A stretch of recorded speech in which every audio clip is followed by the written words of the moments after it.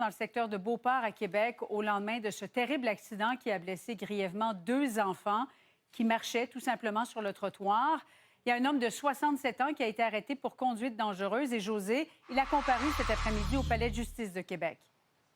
Oui, Daniel Robitaille, un résident du secteur Beauport à Québec, donc, qui a formellement été accusé de conduite dangereuse causant des lésions à 2 victimes. On parle des 2 enfants âgés de 7 et 10 ans, 2 frères, selon les informations que nous possédons. Donc, l'accusé qui était au volant d'une voiture grise lors de l'accident hier, il est entré en contact là, avec un autre véhicule et sous la force de l'impact, son véhicule s'est par la suite retrouvé sur le trottoir où il a happé les 2 enfants qui étaient à bordure du boulevard des Chutes. L'homme qui a comparu par visioconférence du poste de police de Québec où il était détenu depuis son arrestation hier soir. Tremblotant, il devait s'appuyer sur les murs pour se tenir debout. C'est un homme qui a un lourd passé judiciaire, notamment en matière de stupéfiants. À quelques reprises, il a interrompu le juge pour tenter d'expliquer ce qui s'était passé hier en soutenant qu'il avait été coupé par un autre véhicule. Il a également mentionné qu'il était malade, qu'il avait besoin de doses de morphine. La poursuite s'est opposée à sa remise en liberté.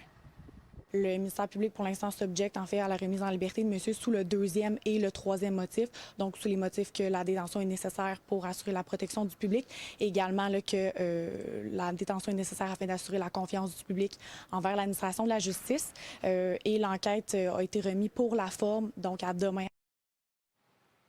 Concernant l'état de santé des enfants, bon, l'un d'eux est hors de danger, le deuxième est dans un état qui est jugé stable. Évidemment que l'accident hier a causé tout un émoi dans le secteur où il s'est produit. Vous allez entendre une dame qui a filmé justement les secours qui ont été apportés aux enfants, mais également des gens qui soulèvent des enjeux de sécurité routière dans ce secteur.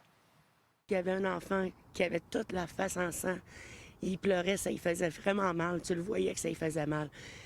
Puis il y avait un autre enfant, celui-là, il ne bougeait plus. Mais ici, généralement, c'est la limite maximale est de 40 km/h.